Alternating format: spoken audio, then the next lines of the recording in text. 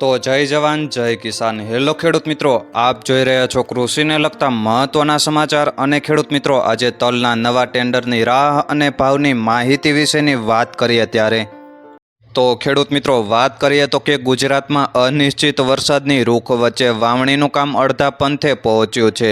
ત્યારે મગફળી અને કપાસ વાવેતરની દોડમાં તલનું વાવેતર ક્યાંક હાંસિયામાં ધકેલાઈ શકે છે। એમાંય આ વખતે ગત વર્ષની તુલનાએ ઉનાળુ તલની બજારે પીછેહટ કરવાની ખેડૂતો કહી રહ્યા છે।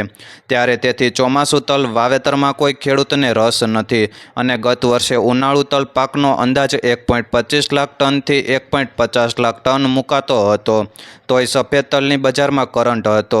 જૂન 2023માં પ્રતિ 20 કિલોના ભાવ 2500થી 2800 રૂપિયાની સપાટીએ હતો। તે વધીને જુલાઈ મહિનામાં આ સમયે 3000ને પાર કરી ગયા હતા। આ સાથે સાથે આ વર્ષે ઉનાળુ તલમાં ઉલટી ગંગા છે। તલનો પાક અંદાજ 1.25 લાખ ટન મુકાયો હતો। ત્યારે વેપારીઓ વધીને 90,000 ટનથી 95,000 ટન પાકનો અંદાજ મૂકી રહ્યા છે। ટૂંકમાં ગત વર્ષની તુલનાએ પાક ઓછો હોવા છતાં બજાર તળિયે બેઠી છે।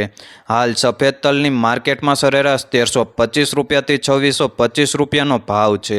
ત્યારે ગત વર્ષના આ સમયે અનુસંધાને પ્રતિમણ સફેદ તલની બજાર 600 રૂપિયા ઓછા છે। આ વખતના વેપારી અંદાજ મુજબના 90થી 95,000 ટન સફેદ તલ ઉત્પાદનમાંથી 75થી 80,000 ટન સફેદ તલ માર્કેટમાં આવી ગયા છે। હવે વધેલા 15થી 20,000 ટનમાંથી નિકાસ વેપારો અને લોકલ માંગનું ગાડું ગબડાવવાનું છે। આ સાથે વર્તમાન તલ માર્કેટમાં કોરિયાના ટેન્ડરનો ટેકો અને સ્થાનિક ઉપયોગની માંગ નીકળે તો જ તેજીના ચાન્સ દેખાય છે।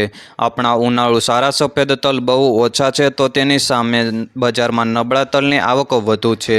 ગુજરાતના ખેડૂતોની જેમ યુપી અને મધ્યપ્રદેશના ખેડૂતો ચોમાસુ તલનું વાવેતર ઓછું કરીને મગફળીના પાક તરફ વળી ગયા છે।